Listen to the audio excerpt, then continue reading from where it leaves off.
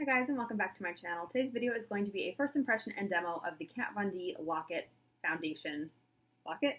Kat Von D Lock-It Foundation. I always want to say Lock-It Tattoo Foundation, but that's not accurate. So I don't have the full size. I got two samples of the product in two different shades that I ended up having to mix together because this one was extremely light and this one was a little bit too dark. And so the two shades that I have them here on my phone, and a little bit more about the product. The darker one that I have is 44 Cool, which is fair alabaster with cool undertones. And then the lighter shade that I have is, I want to say 41 neutral fair ivory with neutral undertones. However, this is not neutral. It is pretty cool toned. It's, I would say it definitely leans more cool toned than neutral toned. However, it might actually be 42. It's 41 or 42. I should have written it down. I just sort of put these in a little container for myself. This one is definitely 44 though, because I saw this after I picked this one up and thought it would be much more my shade, but surprise, I had to mix the two. So I'm glad I picked both of them up. So a little bit more about this product. This is what the actual full size of the product looks like. It retails for $35 and you get the typical 1 fluid ounce as most foundations do give you. Let's see, what are the claims? It's a high pigment full coverage foundation with a matte finish and 24-hour wear. Now with a new look and a total of 30 shades. So it definitely is more matte. It leans on the more matte side. I am currently wearing it. This is the finished look that I have pulled off. And if you guys would like to see a demo, then please stay tuned.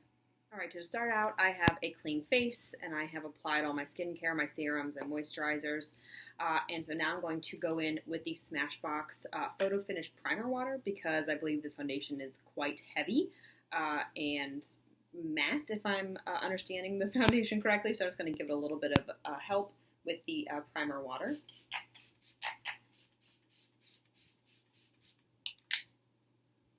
And then I'm also going to go in with the Bye Bye Pores Primer from It Cosmetics, just to give the foundation a little bit of a smoother base to work with.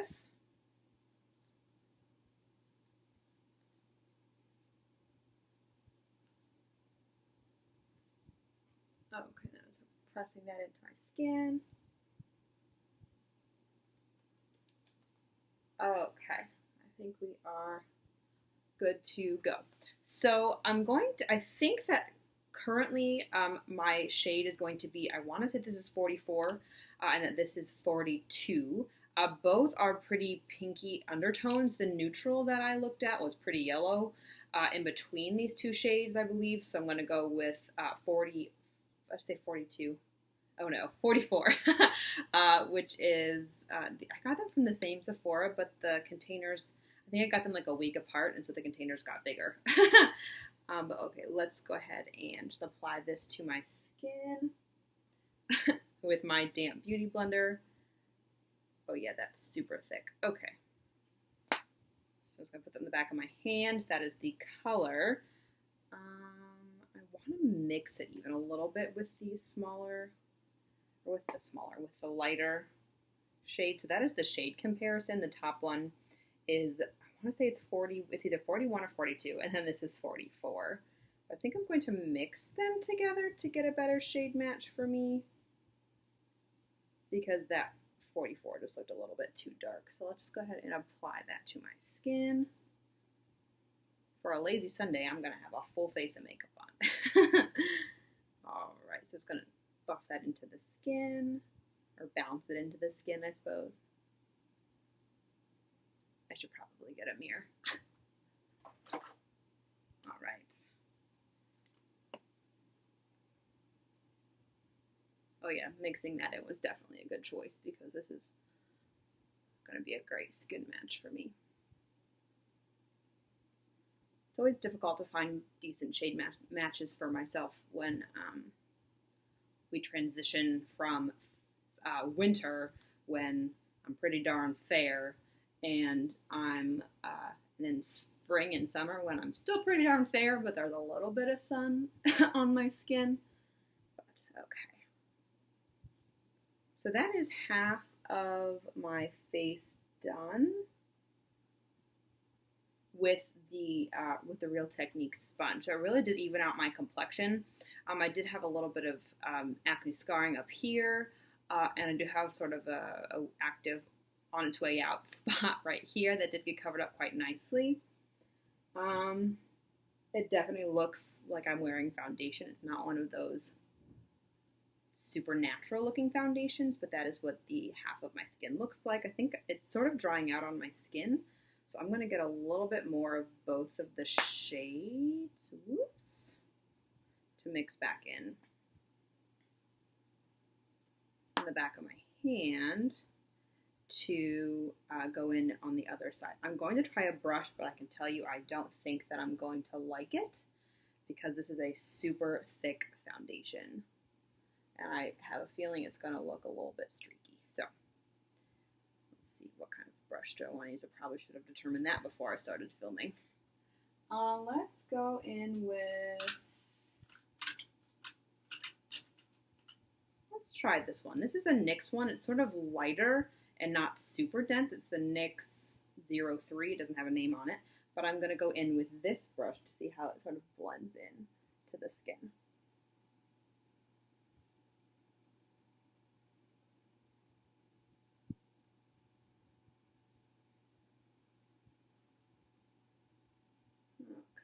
Ooh, my hair is getting caught in it.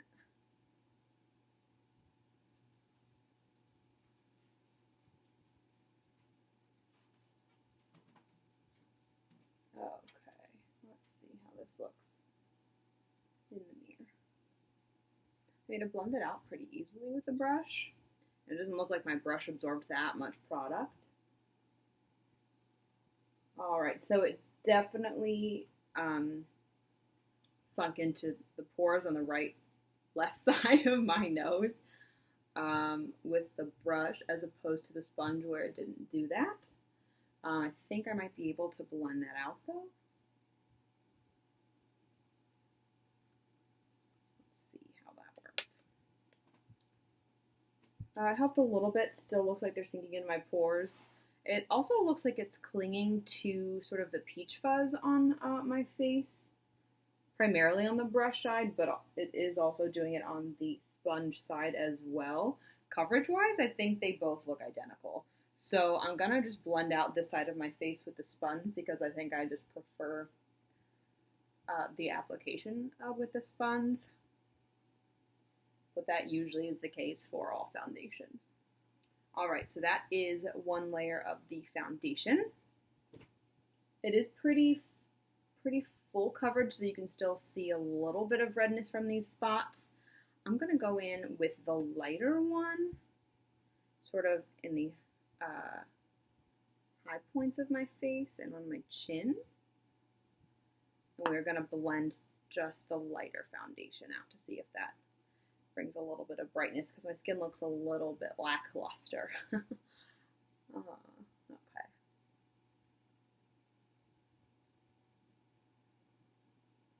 Whew, that's light.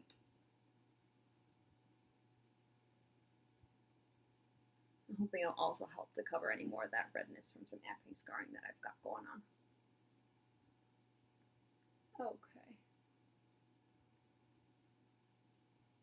Alright, it doesn't look super cakey with that little bit of a second layer. I mean, it definitely looks like I'm wearing foundation. Leo just jumped up here, so if you hear a little bell tinkling, that is his collar. I'm going to put on the rest of my makeup, including a little bit of concealer under the eyes. I won't conceal anywhere else. We can see sort of what the finished product looks like.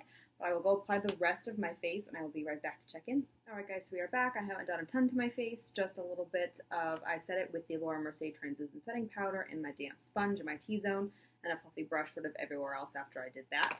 I then went in with my Hourglass Ambient Lighting Palette, and I used Incandescent Light in the middle as a highlight on my cheekbones, and then I used, yep, this one, a Radiant Light over here as sort of a little bit of bronzer to give my skin a little bit of warmth and a little bit of definition. Let's see, I went in with the Benefit Gimme Brow in the shade number 3 in my brows. I went in with the Benefit They Are Real Tinted Primer on my lashes. I'm obsessed with this stuff. I use it on no makeup days. I wouldn't say this foundation is a no makeup foundation, but minimal makeup days, I guess. I use this as my mascara. And then on my lips, I just have the Too Faced Sweet Peach in the shade lip oil, creamy lip oil, in the shade Papa Don't Peach. And then I just set everything down with the setting spray. So let's go ahead and do a little bit of final thoughts on this foundation. So first off, it sucks that I had to sort of mix those two shades to get a good shade match for my skin. This one alone definitely would have been too dark for me now. However, I think in the summertime, this might be a better shade match for me. It also is definitely a very thick, definitely a very heavy-duty coverage foundation. So you can really hardly see any of my acne scarring or any of my spots or anything, and I did not conceal them.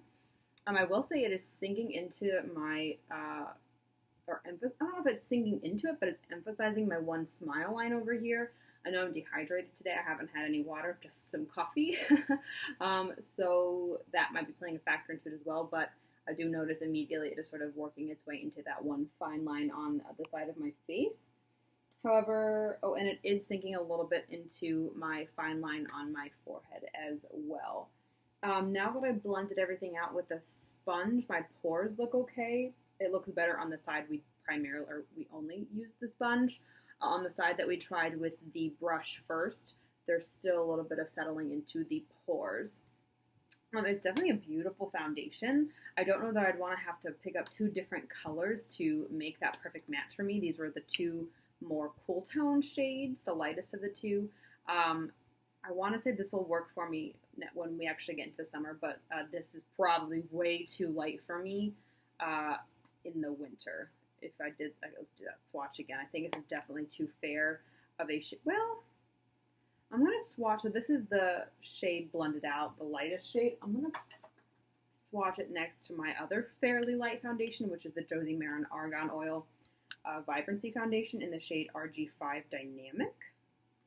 Because that I can definitely, that is like a perfect shade match for me in the winter time. Okay, see, it is definitely, so this is the Kat Von D and this is the Josie Maran. This one's definitely more peachy toned than pinky toned and is a tad bit darker, if you can tell that difference. Where is that wipe that I had? There it is. So that is those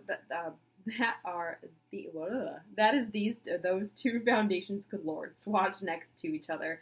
So I don't know that I would even be able to pull the lightest shade off on its own in the wintertime, and I'm pretty darn fair when it comes to complexions.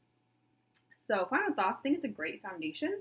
I don't often use a full coverage foundation. I don't often find that I need to. I think one of my fullest coverage foundations is the Urban Decay All Nighter. It's back there. And that is a pretty decent shade match for me as well, though I think I can make that a little less coverage with a sponge, whereas this one is still pretty darn full coverage with a sponge or a brush. Anyway, so if you guys have any questions, please feel free to let me know down below. Don't forget to comment, like, and subscribe, and thanks so much for watching. Bye!